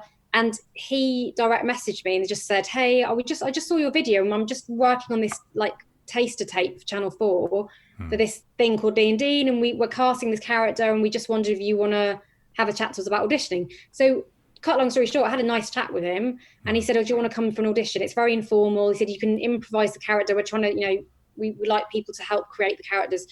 And the audition was very laid back. It was with Miles and Mark, who were Lee and Dean, and they said, we've got this character called Mrs. Bryce D'Souza. We don't really know what she is yet, and she's going to be a client, and she's this and that. And then we just did this really fun audition that I sort of auditioned around it, and we sort of played around with it a bit. And it was really fun and laid back, and I wasn't nervous because they're such lovely guys. And then that was it. They just went, oh, we've got to get the sign off from Channel 4. And then I ended up doing the taster tape, which was like a 2-day shoot. Really enjoyed it, but also I was quite cynical because I've done so many random pilots and stuff that you'll never see on TV that you get excited about, and you work in it. Like I've done a few things like that, and then nothing ever gets. It's never seen. You know, you never get. It never goes on. And again, thought I did it. I thought this is a really great idea. I really like the character, but I just, you know, this might not happen. And then they just phoned me about 6 months later and went, we've had a commission. And also because that, I think it was supposed to be a taster tape, and the guys are so like passionate about it, and they work so hard on it, and they were, you know, they're not given a lot of money to do a taster tape. They kind of made a first episode, which I don't think they were meant to, but they worked so hard on it. They gave Channel 4 and they went, there you go. And they went, oh my God, they were like, this is brilliant. And most of that is the first episode, a lot of that. Right. So, and then the rest is history. And it's just like, again, I didn't think about it. I didn't obsess about it. I didn't overanalyze it. I just went, I'm kind of used to these disappointments now. This was really great, but I'm going to forget about it now and park it because I've had all these other disappointments. And so it's really, just really, again, that happened in a kind of natural way. It wasn't through a casting director. It was just, I happened to put a video on at the time when Mark was on Twitter. I don't know. And now I'm writing with Mark. We're writing a couple of things together, which is lovely. So we've got a couple of things in with some production companies, but But they are such lovely guys, and there's such an attention to detail in that series with all the characters that you can completely understand how it worked, how it did so well, how it got another series kind of went on, because it's so everything. There's so much. You know, they're not just one-dimensional characters. There's so much in all those characters. Like your character is so... You've got this stuck-up woman, but, you know, especially towards the end, she's got a real... With the baby thing, it suddenly becomes quite touching, and you're like, I feel it really massively. You suddenly go, I'm feeling things about this character in herself. She's actually quite sad, and there's a lot more to that than... That's what's really nice about it. What was nice with those guys is they let us talk about the characters and get involved and like say what we would, because I was very much from the beginning like, can you try not to do a stereo, not that I don't think they would have, but I think me and Camille, who plays Nikki, we were like, I remember going to the pub on the first night when we did the taster tape, and Mark and they were both like, look, if you guys have got anything about the characters you're not sure about, and you know we're still working on it, and we both said, let's, you know, if you're going to do this, just try not to go down the stereotypical female role route of me being the bitchy jealous woman hating the younger woman, and her being a bitsy whatever. So we were like, you know, that's not realistic. Like if they, and we just sort of said, you know, then maybe they become friends, maybe there are other sides to them, and they totally took that on board, and they were like, we were kind of thinking that, and that was quite nice, because I have had, you know, in this industry as well, you get a lot of auditions or you read scripts that are like naggy girlfriend or at the moment I'm getting mum. That's the stages of life. Mum 40s. Yes, I've noticed that as well, actually. It used to be like quirky, young, and now it is dad. And you're like, oh, really? Dad. Really? And I've noticed that quite a lot, and I'm quite, and that's why I want to kind of write more of my own stuff. I just really love characters that are kind of unexpected or have flaws or just aren't the stereotypical kind of. That's what sets that sort of comedy series apart from other stuff, though, is when you have more. They don't just follow that narrative or that sort of what you expect. That's the stuff we prefer, isn't it? The naturalistic, subtle, real thing, rather than. Have you guys watched I May Destroy You yet? No, I don't know if anyone on this chat has seen it, but it's fantastic, and it's a drama, but there's bits of humour, but I feel like that to me is like a broken the mold again. She's like, Michaela Cole has just written this incredible thing that's just broken the boundaries and just kind of it's almost it's quite uncomfortable to watch it, but in some of it's quite shocking. But I love that she's done that, because it feels like you're watching them and going, I love that you're just not breaking the mold, but you're really going for it, and you're just going, I don't care, I'm just going to tell you what I want and explore these very uncomfortable issues. But I think she does it very well. I do recommend it if anyone's not watched it. It's very good. Do you find with like because you often do the sort of higher status characters, do you like your characters, or, you know, do you like the person there, or is it, or because I guess they might start as sort of sending up a you know, like you said, things you were pissed off about, but do you use a lot of you in them, or are they people you like, or are they people you? There's probably not. I don't know there's much of me in them. I suppose I suppose I don't know. You know what? It's interesting. I don't know. So in some ways they're very not me. They're very. They're quite confident, and they're quite they come across as confident. I think some of them like come across quite interesting. I think some of them come across as quite cold or unfeeling. And I think I have been told by people when they first met me, they've sometimes thought that of me, but that's a bit of shyness, weirdly. I have to be aware that I sometimes come across like that because I can be quite shy. And again, it's a bit of like I'm holding back, not joining in because I'm worried that I'm going to say something wrong. But there probably is an element of that. I'm quite good at that face, which is probably my face. But I always like to find with the characters some humanity, some poignancy, or something that's made them the way they are, which sounds a bit easy again, but there's always something. Or they might have no friends. Like my Bridezilla character, the wedding show I did, by the end of it, she completely melts down. And there's like a couple of minutes where there's no comedy in the script. There's like a bit where I just break down and go, I don't know what I'm doing this wedding. Because the idea is that the fiance, it's a wedding rehearsal, the show, and the fiance hasn't come to the wedding rehearsal, so she's trying it out with an audience, like really patronizing them. And at the end of it, she's kind of like basically lots of things go wrong and they're planted to go wrong. And then she has a breakdown and goes, I don't know what I'm doing. I don't even know if I like him. I think I'm just doing it to have a wedding, and actually he's not very nice. And then she has a bit of a meltdown. The audience are like, oh my God, like she's quite sad and she hasn't got any friends. Like no one's said they'll come to the hen night. And then the way I did the show, like the fiance character would burst in at the end. So I'd get a cameo of a comedian and they'd come onto the stage and I'd act like it was all normal. They'd go, sorry, I'm late. And then I'd be like, oh, okay, let's just start from the beginning. And then when they had their back to me to walk up the aisle, I'd look at the audience and go like that. And every time, because it was an interactive show and the audience knew the story, they'd go, leave him. They'd shout, boo. And I didn't have to do a thing. It was incredible. I'd just go like that and they'd go, no, leave. They'd be so into it. And I'd walk, the end of the show is I'd storm out.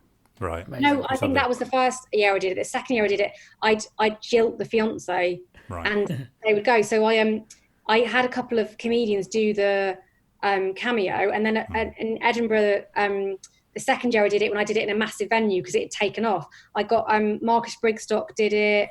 He was incredible. And the funniest one I had was Al Murray. He did it, and I asked him to do it. I don't really know him. I just met him and I went, do you want to be in my show? He's like, yeah, okay, fine. And it was an improvised part. And I said, look, at the end, I'm going to have a breakdown, blah, blah, blah. And then you're going to walk in and go onto the stage, have a bit of banter with me, be rude to me, then turn your back at me. I'm going to jilt you. And he was brilliant. But when he walked on, it was hilarious because he walked on and I was like, oh my God, Simon's here, my fiance. And people were like, it's Al Murray, guys. People started filming him and he was amazing. And then I jilted him and he stormed off and people were booing him because in the character... So I've gone off on one a bit, but amazing, not at all. But that's so good though, because it's that you've taken them on that journey. That's the best type of comedy where you've been taken on a journey that isn't all just funny, but there's a bit of sadness in there, and they've committed to that. It's and even with those short videos, like those sort of 1 minute ones, you get that sense already that is this person really happy. The line that really got me, because I watched them again today, was because I haven't cried since 1995. I thought was brilliant, very funny. But yeah, no, it's great. But I tell you, like everything you've been saying, it's very sort of energizing. But I love all of the things where you're more relaxed, or you're not really overthinking it, or you're not really considering it as a serious thing. I think that's when everyone sort of does their best work. It shows obviously, because in the stuff you've been doing, all the stuff that I'd recommend. There's a book I'd like to recommend to people if they do creative stuff, and you guys as well. Called Big Magic by Elizabeth Gilbert. I'll actually write this in the chat bit. Cool. I've just written it down as well. Big Magic. And it's so Elizabeth Gilbert is the author that wrote Eat, Love, Pray. Right. If you know that. Yeah. And she basically, it's a book about the tagline is creative living a creative life without fear.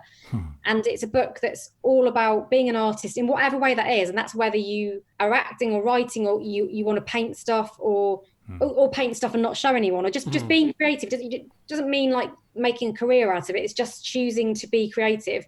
And it's the most incredible book. I've read it twice. I bought it for Mark and my writing partner. He loves it, and every time I feel a bit worried and nervous about what I do, I go back to it. And she has some fun, and exactly what you were saying, she talks about the least effort thing and ideas coming to you, and how you will work for hours and days and weeks or something and it just doesn't work, and then the tiniest idea works. And she also describes living a creative life as if you're driving a car and creativity, she describes it as creativity is a passenger, but also fear is a passenger, and that you always have to accept that fear will always be in the car. So she does this amazing chapter where she says, so imagine you're on a car journey, don't let fear sit in the passenger seat and tell you what to do, and make sure creativity is sitting in the front and guiding you. And she said, let fear be there, because she's a bit like, accept that you're going to have fear, and because you're going to be vulnerable if you put your work out there. So don't tell fear to leave the car. I'm sounding a bit mad here. No, she's like, don't let fear leave the car. Let them be in the back seat, but just say to them, if they start piping up going, you're rubbish, or no one's going to like this, just say, thanks for your opinion, but you're not driving, so just sit in the back seat. And it's little things like that I always go back to when I'm nervous about doing a creative thing, and I just go back to her book, or I imagine that and go, okay, it's okay to be scared. That's part of what you do. It's not going to go. Exactly. Right, and I think however long your career is, whatever you're doing, that will always be there. And if it isn't there, then you wouldn't be sort of energizing the right bits of you to do something crazy I anyway. think when people, like, even I've seen some big acts pace back and forth if they go on. Like Paul O'Grady is one of the funniest people I've ever met. And great, before he did the show, that live show on Channel 4, I'd often be backstage preparing stuff, and he'd walk up and down a bit and he'd chat. And I always felt like the chat was just, he needed to chat, like he'd just chat to whoever was standing next to him, and he'd go back and forth. And I don't know whether that was nerves or what it was, but he wasn't just stood there being confident. He was going back and forth, like, and I think anyone gets like that. I mean, maybe unless they're a sociopath, I don't know. Maybe. Exactly. That's what I mean about even the imposter syndrome thing. It's to have. I mean, because I'm a big, as I say, Beatles fan, big Paul McCartney fan, and there are two things. One, there's a lyric in one of his recent songs, and it's everybody's busy doing better than me. And he's talking about how, when he's there trying to do his thing and he's looking at everyone else and they're more successful. This is fucking Paul McCartney, for fuck's sake, in the biggest band ever. And he's thinking that. And at this stage of his life. And also the fact that the song Yesterday, which is the most covered song of all time, he dreamt it. He woke up with it in his head, thought somebody else had written it, worked it out on a piano and played it. So again, it's those sort of, I know I'm going from a tangent, but the sort of, the most, everyone's feeling that thing. And if, like you say, if you're a sociopath, that sort of level of arrogance will get you through, but you lose people on the way. Maybe Trump is someone who doesn't have the fear. I don't know. I can't imagine him having the fear. I can't imagine him going, don't say that. No, a man who starts editing, like saying stuff about like, drinking bleach and stuff and like sort of, think, oh God. But it's also, because I read a book about him recently and it said for him, it's not about having the best idea, it's about having it first. So having the first idea and being right for him, that's intelligence, that's cleverness. And that's because in this he's book, not a human being. The Elizabeth Gilbert book, she talks about a muse, but in her idea, a muse is like what you said, like an idea coming to you. And she, there's a really good, I'm not going to do it justice, you have to get the book, but she talks about an idea she had for a book that she sort of half dreamt, and it was a very specific fiction book that was set in the Amazon in the 70s about a woman who just got divorced. Or it's quite a specific story, and I think she sort of half dreamt it and then read an article and was like, oh, that's an amazing story, what a great beginning. She started writing it, got a bit stuck, and then she spoke to her agent about something, and then another book offer came through, a non-fiction, and she just went off on that. Right. And then about a few months later, she went to a book talk thing with some other authors, met an author that she'd always loved, and they went for coffee, hit it off, and she said, I've always loved your work. And she said, are you working on anything now? And this woman said, yeah, I'm working on a new book. It's about a woman in the Amazon rainforest in the 70s. And she basically, it was almost like bullet point word for word what Elizabeth started. Yeah. And she started it just as Elizabeth stopped. So Elizabeth had this amazing sort of revelation that she was like, she feels like an idea doesn't belong to you. And then it like goes, she felt like she'd been given the idea, but she couldn't do it justice. So it had gone through the universe and been given to this other author. And I love this idea that maybe an idea just comes to you and you either take it or you go, no, you can have it. It sounds a bit weird, but I kind of love that. And that makes sense with like you're saying about, the middle of the night ideas, because it's when your brain isn't quite over intellectualizing, it's just sort of there reading it. And that's when, I sort of, that too many things happen like that for there not to even I don't know. It's a nice thought to have, but it's definitely about freeing up. Kids are so good at playing and stuff because they don't have a filter. They don't have they don't care what anyone thinks. There's nothing there. The ego isn't there. So I love playing with my niece and nephew because they come up with like amazing ideas and games. They just don't, because they don't have that thing of like, oh, will anyone like it? Will anyone? Exactly. And I think that sense of play is like what we should sort of all be doing. Yeah, and that's what we're all in a job where you want to do that. Yeah, exactly. It's about, and again, another Paul McCartney story. He said when somebody asked him recently about, why do you still work? And he says, no, you play music, you play it. And I thought that was a really nice, again, guy in his 70s still feeling that way. That's really inspiring. Before we go, Paul McCartney anecdote for you that you might enjoy. So when I was like 22 or something, I was working at Nickelodeon in Soho. That was my first little TV job and I was 22 and I was stood outside having a cigarette, because I used to smoke then, crazy times, with my friend. And we were stood there having a cigarette and this guy was walking towards me and I looked up and went automatically, like just, I think my head very quickly went, oh, you know him, it's your dad's friend. I went, hey, hi. I was like, oh, you all right? He just sort of stopped. I went, yeah, I'm good. How are you? And I was like, yeah, I'm not bad. Yeah, nice to see you. He was like, yeah, great to see you too, and walked off. And I just stood there with my cigarette going, my friend was like, do you know Paul McCartney? Brilliant. And I genuinely, he's so recognisable as a person. And I genuinely, my parents also, because they grew up in Liverpool, they both saw the Beatles separately when they were in the Cavern. Right, but I think my dad saw them as a support band, which I love. Wow, that's cool. I saw the Beatles. They were a support band. I thought they were okay. I thought the band was better that they were supporting.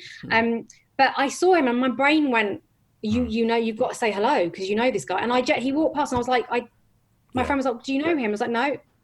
But what a nice guy that he said hello. Yeah, that's the best way to meet them as well, isn't it? Because there's no pre-thought about what am I going to say to this person who's hugely famous. You just went straight in there. It felt like he gets that a lot, I reckon. Well, I think he probably does, yeah. But I've met him twice, and both in Soho, actually, because that's where his offices are. And again, this thing about magic, because I'm a big Beatles fan, so that was what made me learn the guitar, get into music. And my dad took me, when my parents were getting divorced, as like a sort of, a compromise for them getting divorced, took me to Liverpool to do like the whole sort of tour and stuff. And we went on the the Magical Mystery Tour thing, and for me I was so excited because I'd always wanted to go there, and it was like, because I just weirdly as a child was into this thing, from what felt like olden times at that time. And we did the Magical Mystery Tour thing, and they went towards the Liverpool Empire, and I remember the guy saying, well, the Beatles played there 10 times, and all this sort of thing.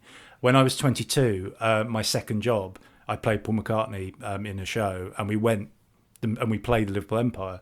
And again, it's like, it was like that was all for me, because I specifically remember being there with my dad, being so excited going to see this thing that was like a dream. And there I was a few years later, playing him. And that's just, you go, and also because I'm a big Buddy Holly fan and I played him in a show as well. So it's like things that I specifically grew up really into and interested in. I ended up doing that, being them in a thing that you can't write that, you can't plan that. That's just something where the universe goes, this is the way this will go, and the more you tune into that, I think, and enjoy, because when I'm feeling down, when I'm feeling depressed or about work, and like you say, and thinking, oh, I'm not doing anything I want to do, every so often I have a conversation and that'll come up and I go, oh yeah, no, I did that. That's a really cool thing, and I may not have any money and I may not, be a proper adult or whatever it might be, but I go, that's a really cool thing. And the fact that my dad took me there and then he came to see the show in Liverpool as well, it's mad, and because he passed away last year as well, it's these sort of things that go, I don't know, it's just a special thing, and I think it's just, So I definitely believe in that sort of universe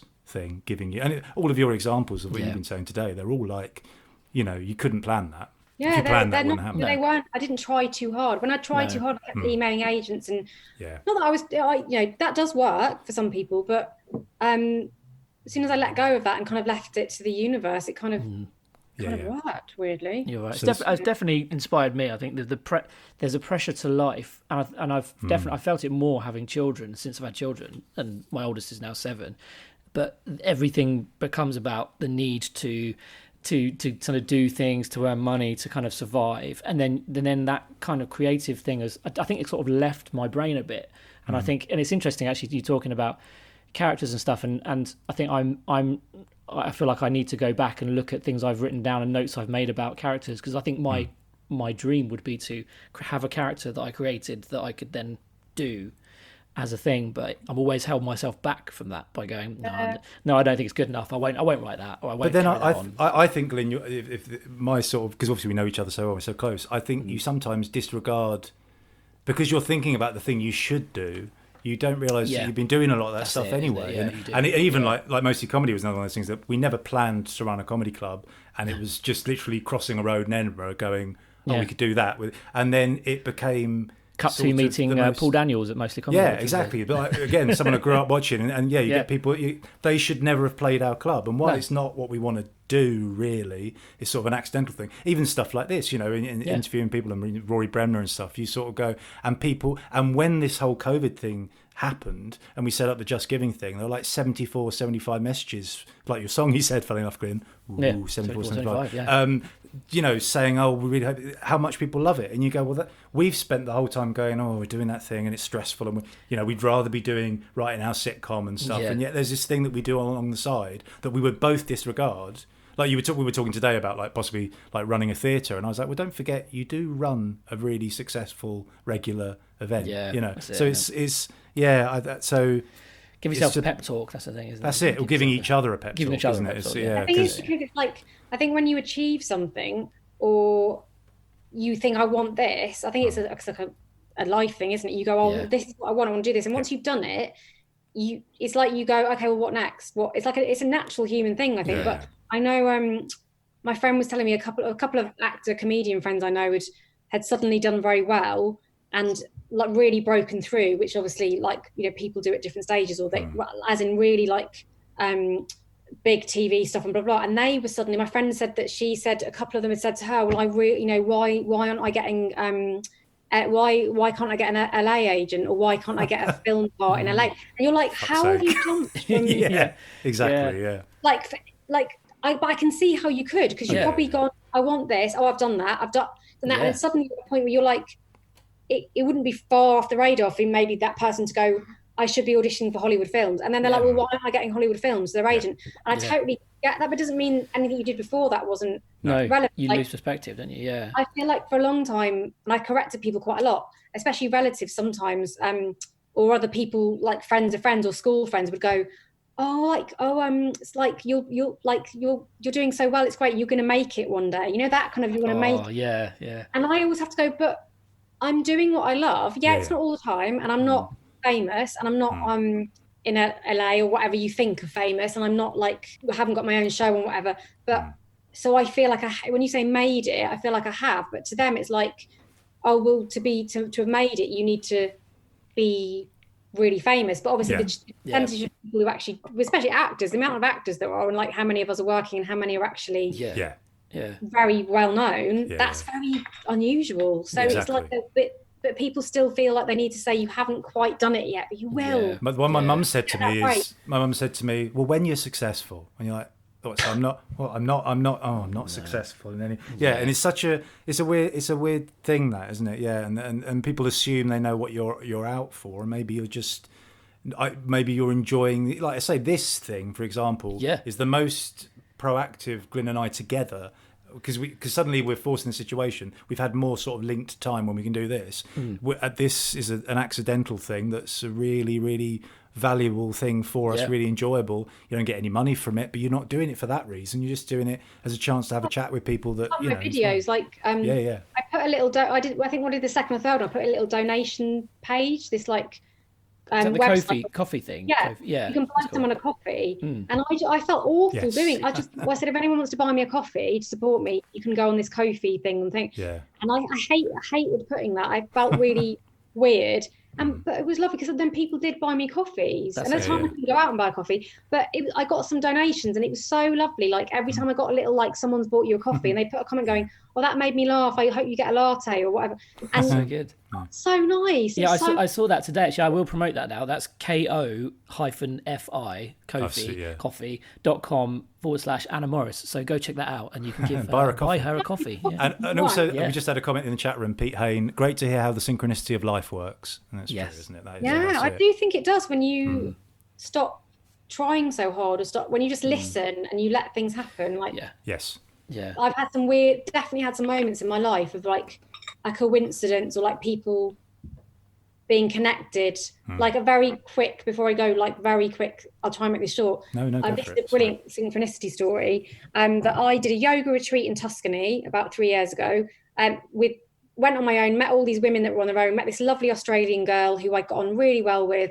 A year later, I got an offer at the Melbourne Comedy Festival. So I went over to Melbourne, and I decided when I was there to meet up with an old friend of mine who I met traveling 10 years previously. So 10 years previously, I'd gone to Melbourne, gone traveling, met this girl in a hostel. She lives in Melbourne, fine. She's English. She'd moved to Melbourne with her girlfriend. So I stayed with her. This is trying to make this as simple as I can. Stayed with my friend Joni in her flat with her partner. And then this girl from the Tuscany yoga retreat, who I hadn't seen for a year, I'd met once for a week. I said, look, I'm in Melbourne, love to catch up with you. She said, yeah, let's go for dinner. I'll pick you up. It's like, great. She said, I'll pick you up. What's your address? So I said, it's a block of flats. So just park on this road in this place. So I was running a bit late. She pulls up, she texts me going, I'm here. Are you ready? I was like, oh, sorry, I'm running a bit late. She said, I'll come into the building. So I said, it's this building. Go up the stairs. I'll open the door. So I heard her coming upstairs, and I could hear her going, Anna. And I was like, what? So I opened the door. She went, my cousin lives here. I was like, what? She walked into the room, and my friend's girlfriend, who's Australian, came out of the bedroom, and they both went, why are you here? And it turns out they're cousins, they're first cousins. Mad. Whoa, absolutely. And mad. Me and my friend Joni, who we met traveling 10 years ago, were going, what? And they were like, what are the chances that they're cousins? They'd seen each other a month before or whatever. And they were like, oh, how's auntie, blah, blah, blah. And I was just going, and it just felt really really Deepak Chopra agrees. I have there's a Alison that he's written that's I have in my shelf. I've got a shelf of like self-help and spirituality books. Okay. Some have helped, some haven't. Some was just there to make me feel better. But I love those little stories. It feels like that was just a weird little thing. It just gives you a little bit of energy, doesn't it? It gives you that night. It's just it's reframing again. I think it's the little things that make it. Oh, that's a thing. And again, funny enough, because I meditate a lot, and that's a really useful thing I do that before shows, and that's about sort of connecting with, I don't know, relaxing yourself so you're prepared to be open to what's happening around you. I do a lot of yoga, and I do meditate at the end of the yoga. But meditation, I've done some apps, and they've been okay. But I keep saying to myself, I need to get back into that because my brain is very busy and it's not very good at slowing down. But when I have done it, it's been amazing. But I need to, that's a good idea. I need to get into the habit of that. And the trick is remembering that it's okay if your brain's busy because your brain's going to do that. So just don't, and as long as you're aware of that. But it is a good thing. And Headspace is the one that everyone uses that I think is really good. That's what I had to look at that one actually. But, and Calm's a good one. I've got Calm. Yes. Right. That's a really good one. But I just need to use it more. And exercise for me is just the best thing. Yes, I started running during lockdown, and that was a weird thing that I've never done before in my life. Are you doing the couch to 5K thing? Yes, that's exactly what I did. And actually, weirdly, I started before we were in lockdown just because I was supposed to be going on a theatre tour, and I was supposed to be getting on stage and actually doing an acting job for the first time in a while. Fitness-wise, I thought, this is quite a fast-paced comedy play thing I was doing. And I was like, I'm going to have to be fit to run backwards and forwards and do that. So I need to do some exercise. So I did, started the 5K, couch to 5K, and did it all the way to the end. Sadly, the last few weeks, I've kind of let myself down a lot, but I did buy a bike, and I have bought a bike and gone down the cycling route again, which I used to do. So I've kind of gone that way. I got the 5K a week ago, weeknight, and I was really smug. I felt awful the next day. I did a 5K, and the next day felt, apparently it's a runner's hangover, apparently. I'm really sick and shaky. Then I got really smug, and I was like, I'm an athlete now. I'm basically an athlete. And I'm this weekend, I've seen a few friends, and I've drunk wine and eaten a lot of cheese, and tomorrow I need to run again. But I really enjoyed it. In the beginning, I could barely breathe, and I was like, I can't do this.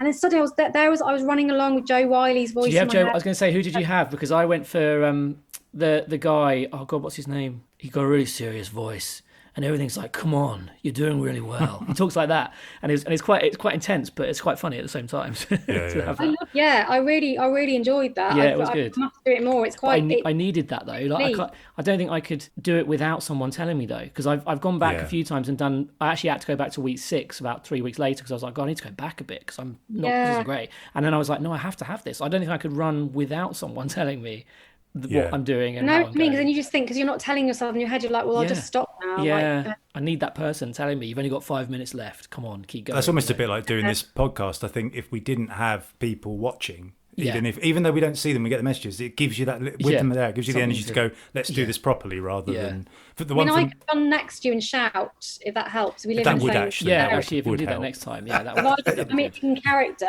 as Georgina. Just don't stop. Come on, you're weak. That like immediately, you're like, I'm doing this. Yeah. That's what I need. Really push you. I could charge for this. It could be like a boot camp thing. You need to record your own version of the Couch 5K where you do that. You are that voice. You're genuinely giving me ideas for a video now. Good. Excellent. I could film myself running, and then I could record the voiceover of me doing a really aggressive. Aggressive motivational voice. Pete Haynes just said, "Let's set up a running club." Not so sure about that one, Pete. I might. Yeah, we could. Yeah, we're all in I like Hitchin. I like to have a running club where everyone's not good at running, because I've done running before with friends, and it's always been like I've just been left behind. So if as long as everyone's the same level as me, I don't mind. I think some people can be traumatized from PE lessons. So when I was a kid, I used to run and do athletics. Kids used to take the mickey out of me and say that I ran with my legs sticking out. So I, in my head, have always convinced myself that I can never run because my legs will stick out and people will laugh at me. Right. So I've got to the age of 40 and suddenly gone, if my legs stick out, that's fine. Yeah. So I started doing the Couch to 5K, and as I was running, I genuinely was like, well, people going to in the park, they're just going to laugh. They're going to be like, her legs are sticking out. And even when I went to get proper like running trainers, they measure you, they check your gait and they watch you run. And I was really nervous. I was like, what if the guy says that my legs stick out and I have to have various trainers? And then he went, afterwards he's like, yeah, you've got your feet land fine and blah, blah. And I was like, do my legs stick out? He was like, no. So I feel like all my life, I've wasted the time because you could have been the thing for me I've been doing exercise wise, because again, being like a musician, I bought, and this again probably sounds like the things you were sending up in the video, but I bought an electric drum kit, because it's one thing I play different instruments, but I've never really sort of worked on the drums, and that again is really good for not thinking too much, because if you've been in your sort of thinking brain for too long, just to go and play and just sort of get into the rhythm of thing, you sort of it's sort of. So that's my exercise. I might not be running, but it's just doing those things, isn't it, that make you feel a bit better for a moment, but doing different things. I found a key when I was at my parents'. I found a really old keyboard, a 1990 Yamaha. Excellent. Right. And I brought it back to the flat, and I stopped. I did piano lessons till I was about 12, and then I became a teenager and went, I'm not doing piano. I did that. That was me. I did that. Yeah. And then you regret it and go, wish I had. So I've now got this like awful Yamaha keyboard, and I'm doing that. Oh God, I can't remember what it's called. The piano app thing. Oh, it'll come to me. Yeah. Tune it. No, I can't remember what it's called. I know anything you mean, but I can't remember. Does it have House of the Rising Sun as a keyboard demo on it? Or Venus? That's. I remember it had all the ones I had. Like House of the Rising Sun or Venus. I wish I had it with me. I'll do a demo. But I've been doing that and learning again, and it's really fun. I mean, my neighbour must hate me because it sounds awful. I was playing Jingle Bells the other day. Excellent. And I think she must hate me because it's very loud. But no, it's great. Do that. You never, and obviously none of us are old, but you never get too old to do a new thing or to try. The minute you think, well, I'm full now, that's everything I do. That's when it get. You don't have the excitement goes. So I think it's great to do that. We probably should draw this to a close, but it's been a lovely chat. I feel like I've waffled a lot, but I've really enjoyed it. It's been a lovely chat. No, it's been fun. It's been lovely, and come and do it again, and also come back to. Well, now you're down the road. Come back to Mostly Comedy when we're back and running again. I'd love to. Yeah, it'd be lovely when we can do gigs again, and I can come and do an aggressive running coach. Which that'd be good, please. Which we both need. So that'd be a good thing. With us as little kind of credits for giving you the idea. So we definitely get a cut. Yeah. It's like when Lee and Herring came up with the Alan Partridge character in the Day to Day. I think they're still quite bitter that they weren't credited, so we do need the credit. Yeah, well, not just the credit, the money. The money would be. Yeah, that's more important, really. That's absolutely fine. Yeah, from the aggressive app the online app. We could make an app. Let's do it. Exactly. And Pete again says thanks, Anna. Great fun. Thank you. Well, thank you for listening to me waffle. I hope it's been interesting. And it really has. I don't feel like I'm not anymore. I feel like I've had a nice chat. Yeah, and that's what this should be, really. And again, I like to say, it's so lovely that the things that you've done, the way it's worked out, and that it was by those little moments that just happened because they happened. I think that's great. And maybe you don't need to have the imposter syndrome you feel you have, because you're doing it. Yeah, is the thing. And it's very inspiring. Very inspiring. Good. Cool. Yeah, lovely. Well, take care, Anna, and we'll see you again soon.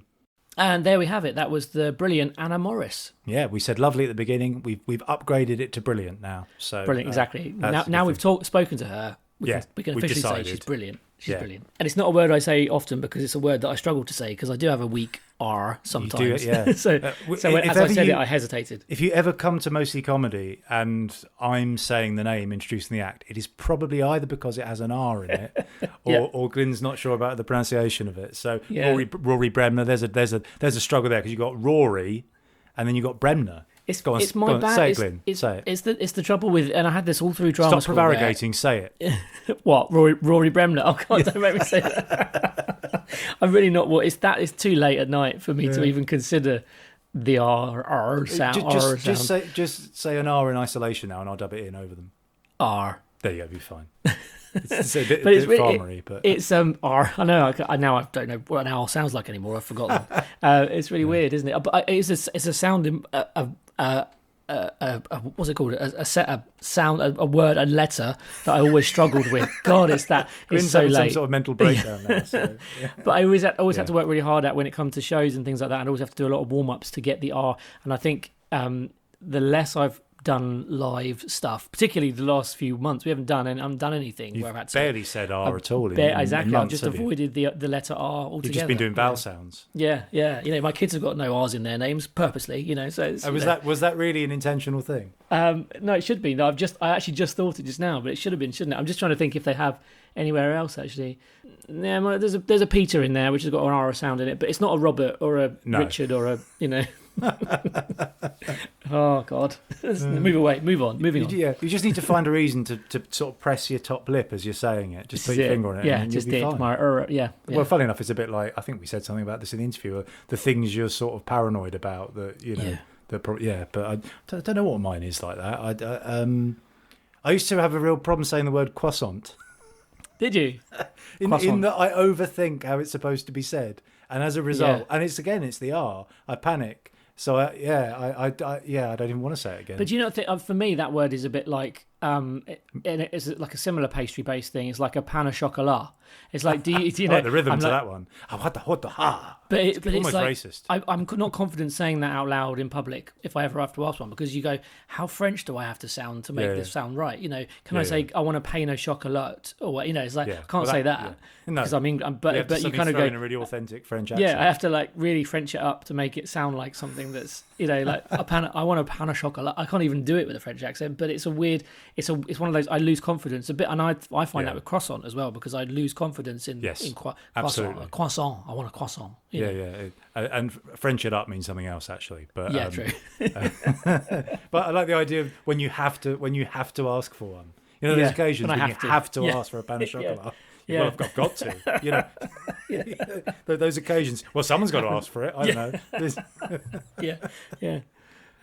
Why is it always the things you like as well? It's more annoying if it's the thing that you do want. Oh, so I can't have that because I can't ask for it. Yeah, that chocolate-filled pastry. You have to just kind of end up kind of like stumbling over it because I've kind of lost confidence in it. I don't know why we're even talking about this. Lovely chat. Very, really inspiring, as you said before. And,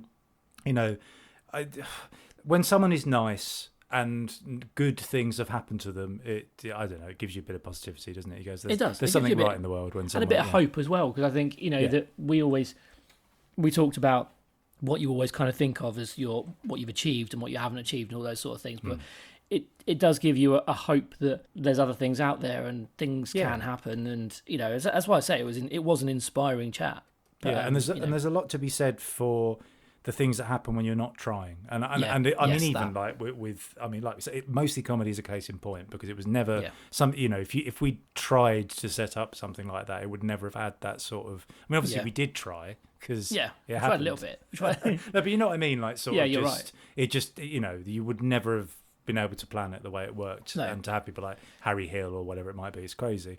But and also like we said with material, some of our sort of mainstays and like the Star Trek porn letter being a case in point, but that was the second ever mostly comedy we did that, and the material never needed to change from that point, and it was just those little moments where an idea comes to you that just makes sense and you can't question it. And in fact, I remember one time when we did when we were in the writers group we used to be in, showing a video of that piece of material, which always just sort of works, and then someone in the room was like, going, it's like, well, no, you need to explain more. Why? And it's like, no, you don't, because it's getting a laugh. So you don't. Shut up. And it's that thing about analysing. Over analysing, and that happened quite a lot with that particular writers group, didn't it? I remember that people would over analyse for the sake. There's a reason why we're not in it anymore. Yeah, and it was useful for, and actually it was very useful, and a lot of people in it were hugely talented and have gone on to do amazing things. So and then there's us, but maybe they were right and we were wrong. I don't know, but actually, but actually, what a lot of those groups are, and I've this is like any group. I think of anything you ever do, it gets to the point with the group where you talk for the sake of talking. So people feel like they have to justify their existence in a group. So people say things, and actually when it comes to comedy writing, what you don't want to do is overanalyze it, and that's we've been guilty of that before. We've definitely overanalyzed stuff, I think before, and but actually like Anna said, a lot of the time it's best to not overthink it. Don't overthink stuff, and then that's where your best stuff happens, and it's an instinct thing, isn't it? And like I say, if the most covered song of all time came in a dream, then that just says it all, doesn't it? So now I'm going to take like sort of sedatives, and I'm going to spend my whole time not thinking about anything, and look how unproductive I'll become. I'll get fatter. There'll be. I wouldn't write anything, so I'll just be waiting for that inspiration. This could be the negative turning point in my life. I think I do. I think I need like a retreat where I can go away and like allow my brain to explore, because I think you have to literally retreat into it. You have to back in. If you're walking straight ahead, won't work for you. Yeah, exactly. I've got to retreat. You've got to be sort of threatened and then go. Oh, and then go. Oh. Sorry, no. I'll let you make your serious point. But it is weird. But it is, I think, with lockdown stuff. It's been intense because it's been all-consuming. Children have all consumed this lockdown because they've literally been here 24 hours a day, 7 days a week, which you take for granted. School and nursery and grandparents and childcare and things like that, because what they do is break up your time and allow you to time to sort of do other things in your life. When you don't have that, your children are there all the day. I'm not moaning about my children. Maybe a little tiny bit. Are they big podcast listeners? Will they hear this? Well, as I say, they won't listen to this until they're older, and then they'll go, "Oh, is that what you thought of us?" Really? Yeah, that's really sad. But no, but I'm. It's been amazing because it actually has been genuinely to spend this much time together. It's been really nice. But I think it definitely has stopped any other time to consider anything else. And when the thing for me that what Anna was saying, the thing that she did, the sketch about being smug in lockdown and having people who are doing all those things and writing their novel and all that sort of stuff. And I think I just thought, how do people have got time for any of this stuff? Literally, I can get through a day where I'm trying to entertain my kids and get through all the schoolwork and everything else. Yeah. And I was envious because I was like, I want the time. I kind of want the time to do that. And it was only actually watching Anna's video, her sort of sketch about people being smug in the lockdown, and then a couple of other things that I saw that were like that, people taking the mickey out of it. Like I was starting to relax and go, fuck it doesn't really matter, does it? Oh no, exactly. And actually, it doesn't. It's not. Just because we have this time, it doesn't have to happen now. And who's to say, exactly? Who's to say you have to do it now? You do it when you have the time and when you're ready for it. And there's definitely that's life, isn't it? You can spend your whole time thinking, should I be doing? And this is going back to the thing about, I think, inspiration. It comes when you least expect it. Really good ideas. And like for me as a songwriter, like when I used to write songs, I don't really do it so much now.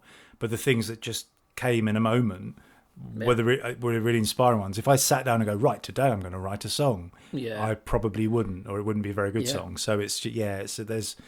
And also it's like this. This is the thing that's come. We're putting out a bloody podcast, all right. What more do you want in this time? Exactly. But it's exactly we are doing that, and we've for years we've not had the time to write material and stuff. And actually, but then at the same time, I wouldn't want to sit down at the sort of small amount of time we did have and go, right, let's write something, because you'd never get anything written, because you just sit there going, oh God, it's too forced, isn't it? It's too forced. And so I don't feel bad about that, only that we joke about the fact that we're still doing the same material, and people might see the same stuff. But we've always said with Mostly Comedy, it's our thing, so who cares? Exactly. We can do what we want. You can do what we want ultimately. But most actually, people do enjoy it when it comes, don't they? Yeah. And it's for a good example is Paul Merton, who's someone who has says himself, I haven't written any material for about 20, 30 years, Really? because he just doesn't, he used to go and do gigs and stuff, and he felt the pressure of that. But obviously something like If I Won't Use For You, he's just sort of riffing with the thing. But you don't necessarily have to. Like, for us, there's something that is Doggett and Ephgrave that is whatever we do. So, these little moments, I mean, obviously it's better when your voice does work. Well, this is it. My voice is definitely struggling. So, that's the kids for you. But I have been a bit worried about. We might have to get another person in to voice you from now on. Someone with a really good RP, like really someone who can say their baritone voice. I could say their R's. Yeah. The amount of funny ideas I've had, they've got a fucking R in them. I know. Like, well, Glyn can't say that. Yeah.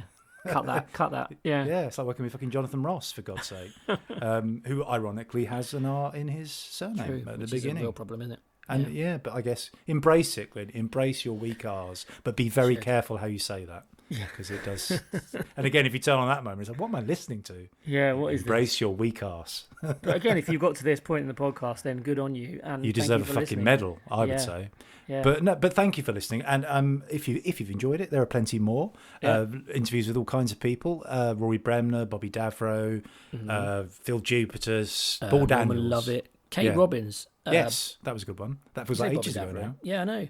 And people like Martin Treneman, who is an actor, comedian, writer, hugely successful and really fun chat. That was a really good chat. Absolutely. And and a great one tonight as well. Yeah. And there'll be more to come soon. So listen out for that. And we hope to have your ears with your accompanying body with us again very soon. Yes, indeed. Bye for now. Bye.